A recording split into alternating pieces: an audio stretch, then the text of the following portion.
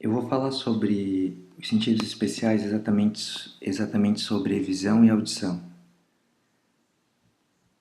Uma aula complementar ao curso de Histologia 2013-2. As informações do meio externo alcançam células especializadas que podem ser chamadas de receptores e sensibilizam essas células de alguma maneira. Exatamente quando a gente trata da visão, o elemento estimulador vai ser a luz.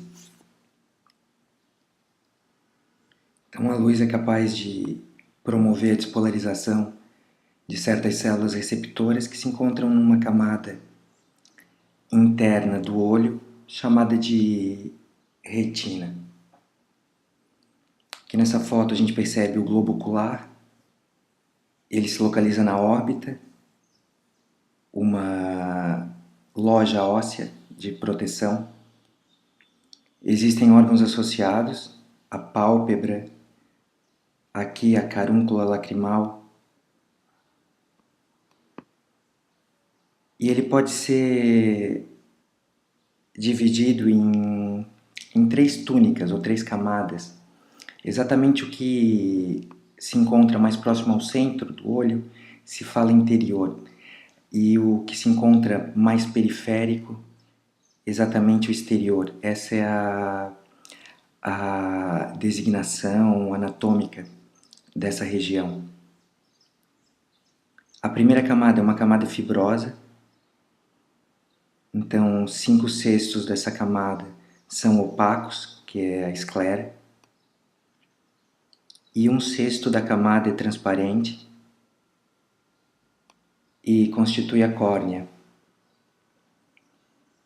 A segunda camada é uma camada vascular, chamada de coroide. A coroide possui vários vasos sanguíneos, a gente vai observar isso em slides subsequentes, e também células pigmentadas. E um prolongamento da coroide é exatamente a íris.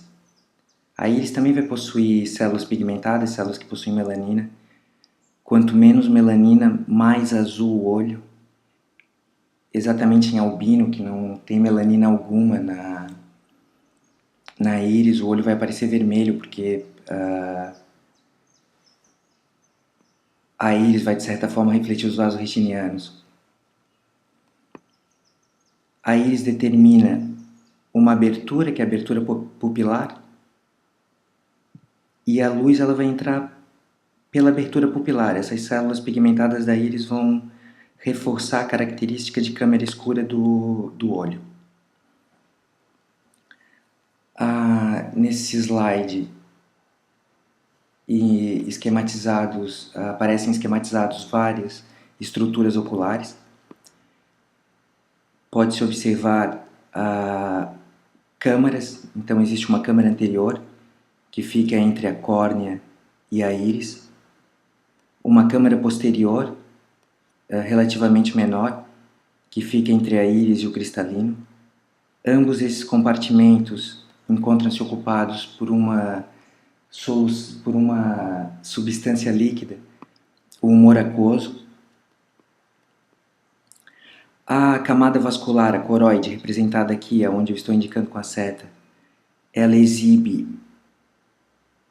um espessamento nessa região, na região anterior do olho, que se chama exatamente de corpo ciliar.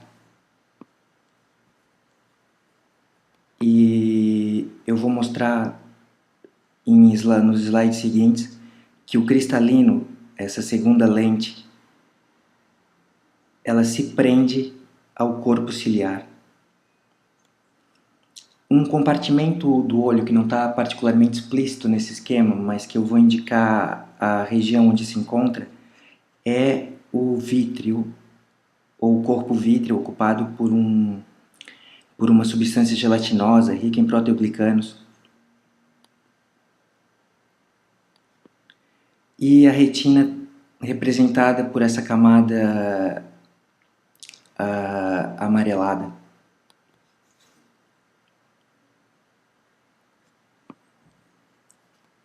Esse slide esquematiza o interior do olho. Então, esse espaço que eu estou determinando entre essa estrutura que é a ora serrata, a gente pode grosseiramente entender como onde a retina acaba. Então, da ora serrata em direção posterior,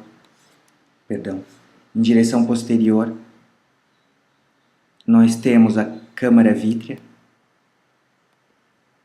aqui determinada a câmara anterior e a câmara posterior.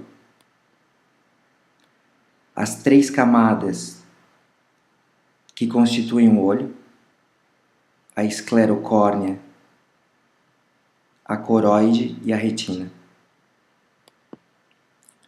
O nervo óptico ele é constituído por axônios de células da camada fotorreceptora da retina. Exatamente aonde emerge o nervo óptico, essa região não possui fotorreceptores e é o ponto cego da retina.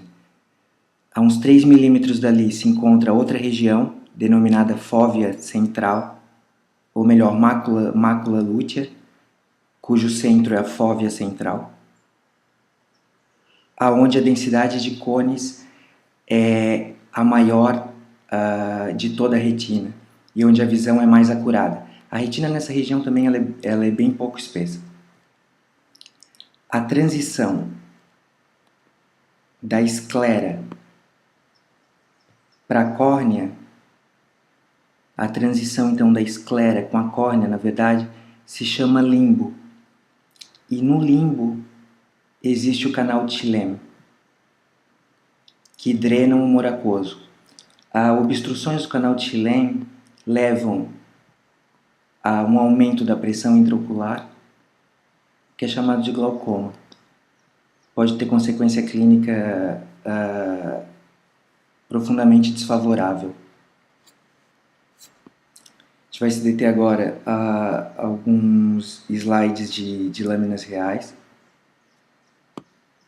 Então aqui se percebe a esclera, a coroide com seus espaços vasculares e com as suas células pigmentadas.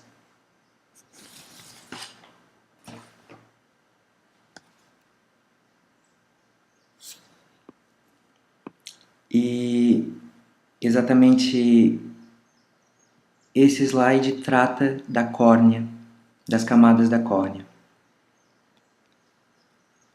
De fora para dentro, do exterior do olho para o interior do olho, a córnea vai possuir um epitélio estratificado, vai ser constituída por um epitélio estratificado, cuja camada de células mais superficiais apresenta microvílulos e está em contato com uma substância glicoproteica. Esse epitélio anterior da córnea ele é inervado, bem inervado, e isso responde pela sensibilidade desse elemento do olho. Sob o epitélio e sua lâmina basal encontra-se a membrana de Baumann, uma estrutura formada por fibras colágenas entrelaçadas, fibras de colágeno tipo 4, que fornece consistência e resistência à lente. E abaixo, células fusiformes, fibroblastos, constituem o estroma da córnea.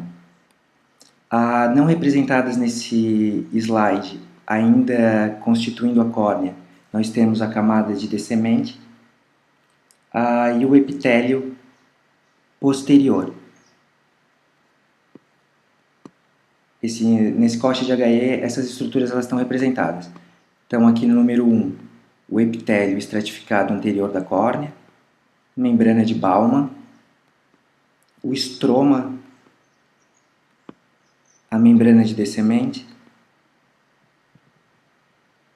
e o epitélio posterior da córnea, um epitélio pavimentoso simples.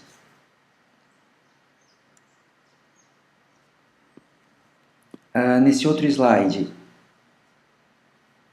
eu mostro uma representação do corpo ciliar, esse espessamento da coroide. de onde partem outras estruturas que são denominadas processos ciliares, responsáveis pela produção de humor aquoso, e aonde se inserem fibras que fixam o cristalino, fixam a segunda lente, que é o cristalino. Essas fibras elas podem estirar o cristalino. Isso é particularmente importante na visão à distância. Elas podem promover o relaxamento do cristalino e isso vai tornar a estrutura mais abaulada e permitir o foco a curta distância, ou pelo menos ajudar no foco a curta distância. O cristalino microscopicamente vai ser formado por algumas estruturas que vão ser exploradas posteriormente.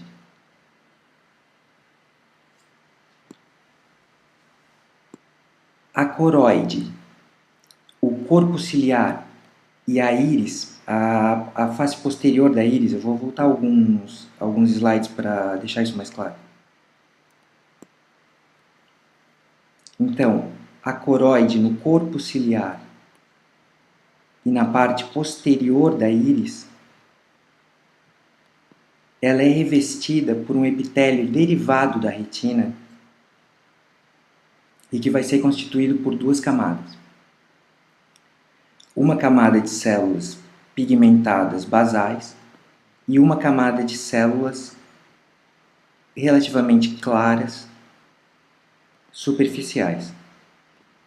Essa camada de células basais pigmentadas é a que vai dar cor à íris.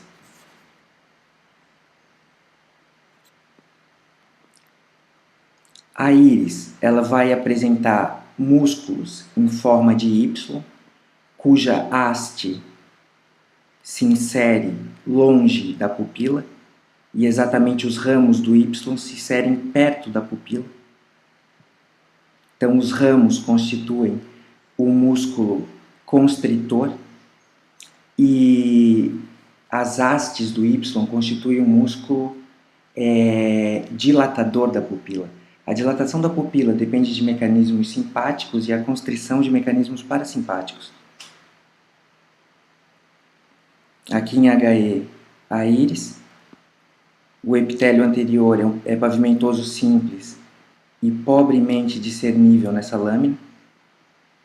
Aqui denominado camada externa, exatamente porque está mais anterior, está longe do centro do olho. O músculo constritor, que seriam então os braços do Y, e o músculo dilatador aqui representado por algumas fibras horizontais que nesse exemplo grosseiro representariam as hastes do Y. A camada epitelial interna pigmentada, quanto mais pigmentada, mais castanho o olho. Esse é um corte do cristalino. O cristalino, então, exibe uma cápsula de tecido uma cápsula densa, vamos dizer assim, de um conjuntivo denso. Ele é mais denso na região anterior do cristalino. O epitélio subcapsular são essas células colunares altas e delgadas de núcleo basal, polarização basal.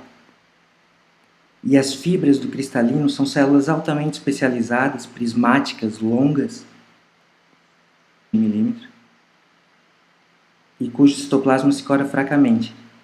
Então dá a impressão até de ser só colágeno depositado, mas na verdade são células extremamente prismáticas. Em processos regenerativos do cristalino, algumas dessas células do epitélio subcapsular dão origem a células prismáticas.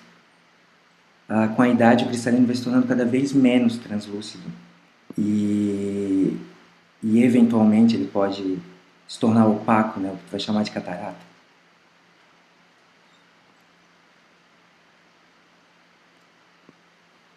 Aqui representado as células da camada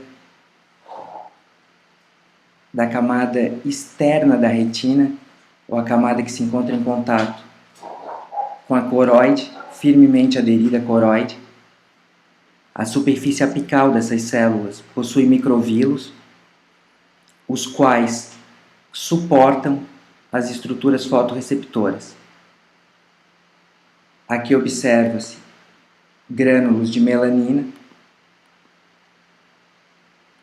A célula também é responsável pela metabolização da vitamina A, sintetiza a própria melanina e fagocita os fragmentos de fotorreceptores que foram exatamente já sensibilizados pela luz. Um processo que pode ser referido como uma reciclagem dessas estruturas. Aqui representados os elementos fotorreceptores, exatamente um cone e um bastonete. Eles vão possuir esse dendrito modificado, que é a estrutura fotorreceptora. O cone se relaciona a uma recepção de grande qualidade, colorida, em circunstância de luz intensa. O bastonete não permite uma visão de tanta acurácia e se relaciona a uma recepção em pouca luz. E aqui se observa a região contrária a esse dendrito modificado, que vai se associar com os neurônios bipolares da retina, que é outra camada que a gente vai discutir no slide subsequente. Na verdade, a retina ela pode ser subdividida, ela pode ser dividida, quer dizer, em até 10 subcamadas. Algumas dessas camadas estão representadas aqui. Então, existem, a gente pode dividir, claro, em células basais, ou epitélio pigmentar, e camada fotorreceptora, mas a camada fotorreceptora, por sua vez, vai possuir uma região onde se encontram os cones e os bastonetes, uma região onde se encontram células que fazem conexões entre essas células ditas fotorreceptoras, regiões de neurônios bipolares, das chamadas células amácrimas, que relacionam os neurônios bipolares e relacionam também as células da última camada, que são as células ganglionares, cuja reunião dos axônios forma as fibras do nervo óptico. Ainda se identificam as chamadas células de Miller, células que fazem às vezes de neuróglia, são células grandes estabilizadoras da retina, que determinam espaços, por exemplo, o limite inferior da célula determina a membrana limitante externa, que separa as estruturas fotorreceptoras, que divide as estruturas fotorreceptoras das outras camadas da retina.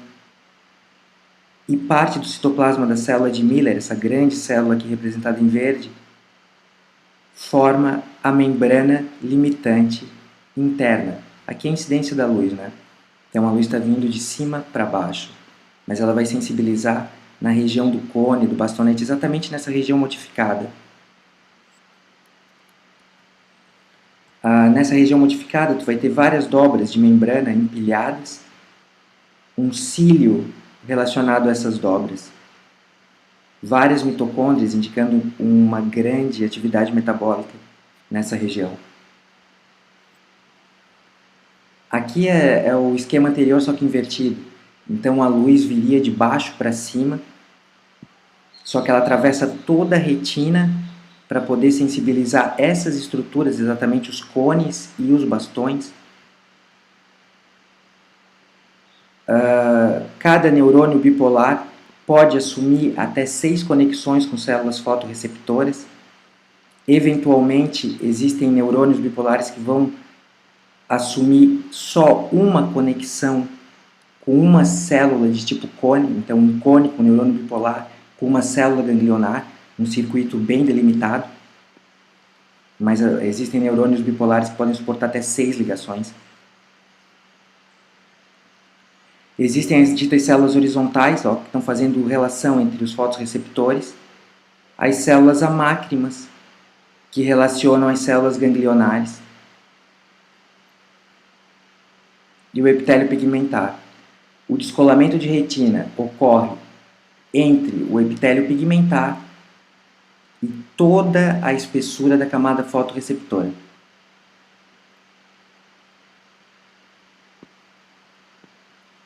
Na prática, ou melhor, num slide comum em HE, o que se observa de forma clara são as células ganglionares, essas células grandes com Aqui eu estou determinando aqui um núcleo, um nucleolo bem evidente. Existem a camada de neurônios bipolares, que aqui até está dividida em nuclear interna e nuclear externa, e as camadas de células fotorreceptoras. O epitélio pigmentar se encontra em contato com a coroide, pouco visível nesse slide, à exceção do pigmento, né, que se encontra aqui também.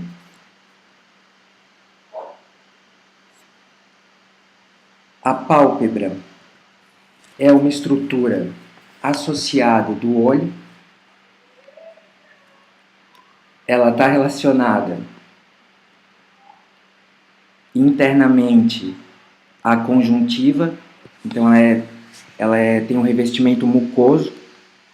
Sob a lâmina própria existe uma musculatura chamada orbicular, uma região de conjuntivo mais denso, chamada de tarso, povoada por glândulas submucosas. O próximo vídeo vai tratar de audição e, por enquanto, é isso. Obrigado.